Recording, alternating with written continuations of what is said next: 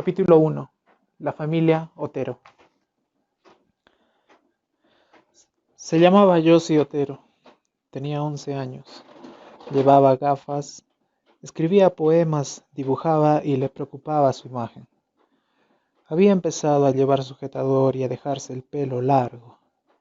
Lo tenía tan túpido por toda la cabeza y alrededor del cuello, que al hombre de la pistola le costó atar la mordaza para que no se saliera de la boca. Aquella mañana, mientras Josie se levantaba, el hombre de la pistola se coló por la puerta de atrás y vio algo que le inquietó, la huella de una pezuña en el patio nevado. No esperaba encontrarse con un perro. Silbó bajito, ni rastro de perro alguno. Aún así sacó de la pretina una Colt Woodsman de 22 milímetros y avanzó sigilosamente hasta el garaje, donde se puso a pensar. Dentro de la casa, Josie se había puesto una camiseta azul y se dirigía a la cocina. Estaba cerca de su cuarto. La casa era pequeña. Su madre Julie estaba en la cocina con una bata azul. Acababa de poner la mesa, había sacado leche y cereales para desayunar, y unos botos de carne en conserva para hacer los bocadillos del almuerzo. El padre Joe comía peras en conserva. Josie medía 1,62 m. Era tan alta como su padre y medía casi 3 centímetros más que su madre, pero le preocupaban las mismas cosas que a todos los niños. A mí no me quiere tanto como a los demás, le había dicho un día a su hermano Charlie, de 15 años, el mayor de los 5 hijos de la familia Otero. No es verdad, dijo él. Te quiero tanto como a ellos. Josie se sintió aliviada. Ella los quería mucho a todos, a papá, a mamá, a Charlie y a Joy, que tenía 9 años, a Danny de 14 y a Carmen de 13. Le encantaba ver a Joy fijándose en sus hermanos. Y tratando de ser tan duro como ellos, era muy guapo. A las niñas de la escuela elemental Adams les encantaba sus ojos marrones. Aquella mañana se había vestido para llamar la atención.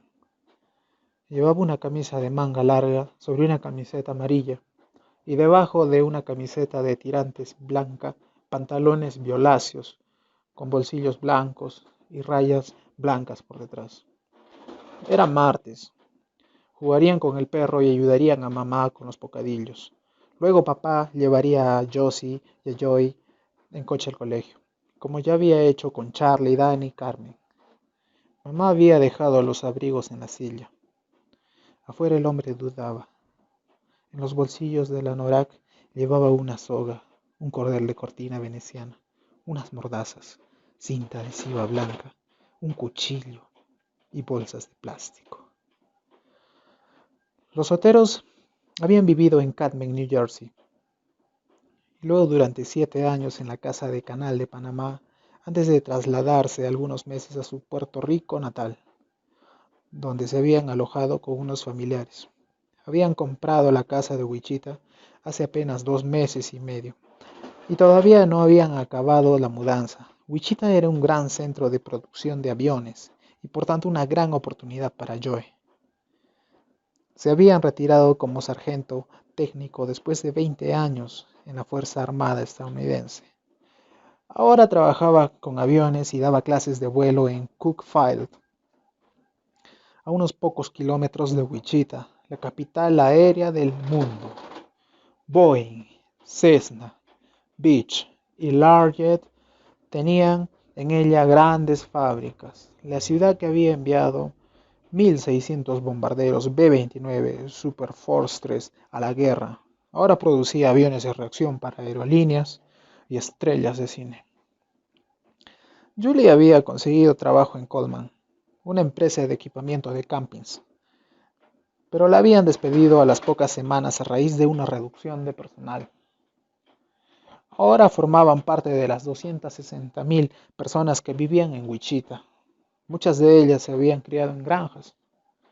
Abrigaban tal confianza a sus vecinos que dejaban la puerta abierta de sus casas.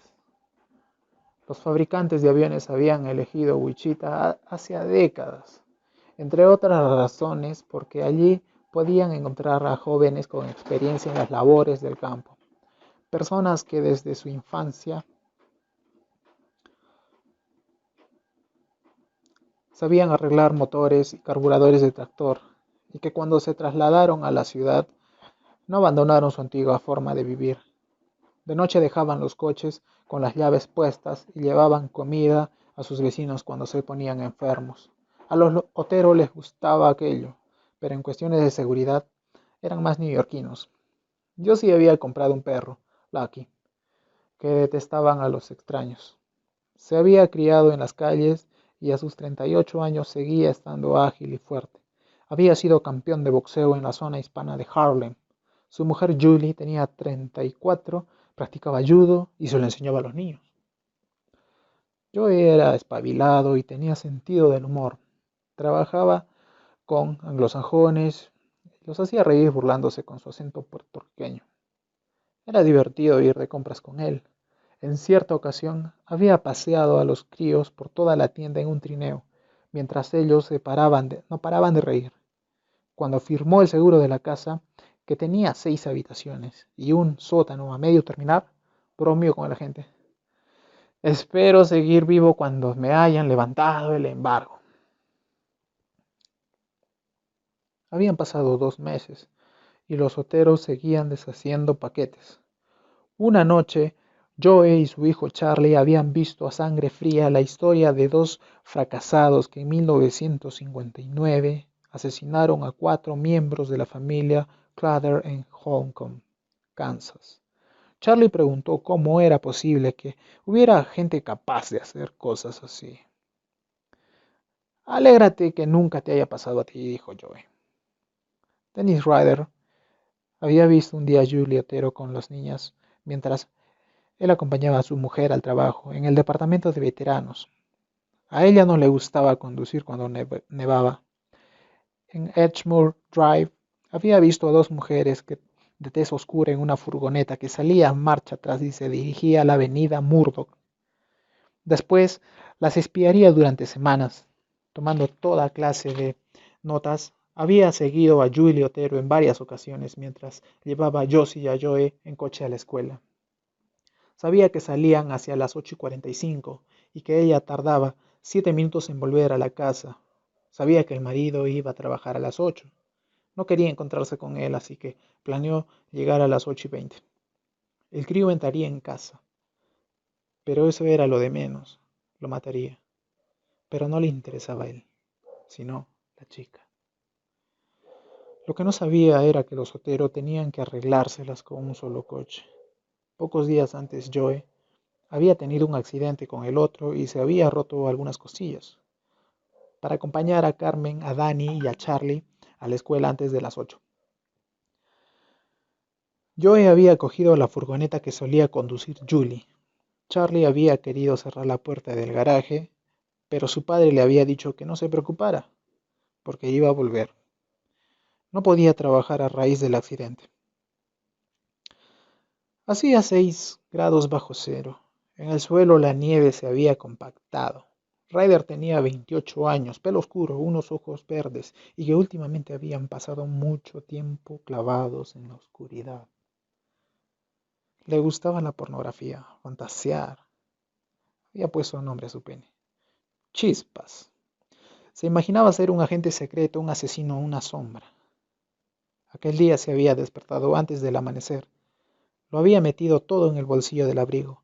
Había aparcado a unas cuantas manzanas de la casa de los Otero y había ido andando hasta ella, en la esquina noreste de la avenida Murdoch y Edgemoor Drive, en la parte este de Wichita.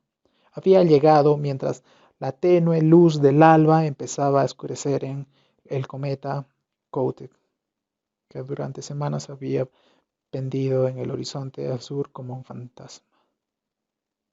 Pensó en la muchacha de cabellos largos y negros, con gafas. Era perfecta para que Chispas se lo pasara en grande. Sin embargo, ahora en la casa de atrás dudaba, ¿dónde está el perro? A lo largo de los 31 años siguientes, Ryder escribiría muchas cosas sobre aquel día, unas ciertas y otras no. Eligió a la familia porque las mujeres hispanas le excitaban. Tenía fantasías sexuales y se había entrenado para matar. Hacía lazos y colgaba perros y gatos en el granero.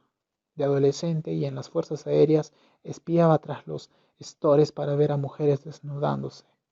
Entraba a las casas para robar bragas. Acechaba a las mujeres cuando compraban solas en los ultramarinos. Planeaba ocultarse en el asiento trasero de sus coches y secuestrarlas a punta de pistolas. Luego las llevaría a algún lugar donde Chispas y él pudieran divertirse. Las ataría, las torturaría y las mataría. Siempre le había faltado valor hasta entonces. Se dirigió silenciosamente desde el garaje hasta la puerta de atrás. Extendió el brazo y la abrió.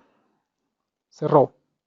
Con un cuchillo de cocina cortó la línea telefónica, clavada con tachuelas en la pared de tablillas blancas. De pronto oyó abrirse la puerta trasera.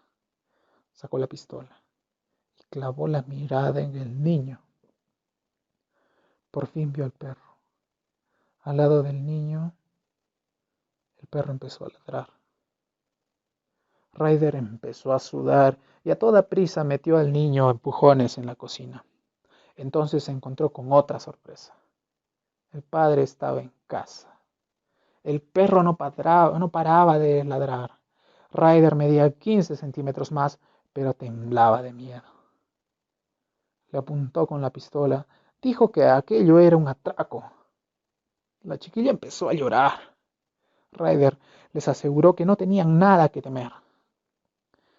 Al oeste, a varios kilómetros de allí, un joven no tenía ni idea de la influencia que aquellos acontecimientos tendrían en su vida. Era todo un carácter, o eso pensaba su madre. No podía estarse quieto, ni dejaba de tener las manos con algo. Era un suavelotodo. Cuando de niño jugaban a policías y ladrones, siempre hacía de policía. Si le daban la lata para que hiciera de ladrón, se marchaba. Parecía intachable, pero no lo era. A veces se metía en peleas con muchos chicos de los duros barrios obreros de la parte oeste de Wichita, pero sabía cómo evitarlas.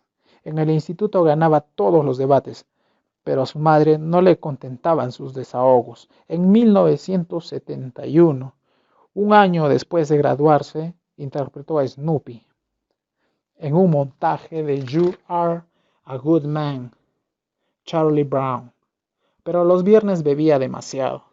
Le gustaba estudiar y adoraba los retos de misterio, sobre todo los de Sherlock Holmes. Kenny Landwehr era un adolescente y todavía no se había convertido en el profundo espíritu reflexivo que llegaría a ser, pero sabía que le gustaban esas historias. Holmes resolvía asesinatos, el crimen más difícil de resolver, dado que el mejor testigo estaba muerto.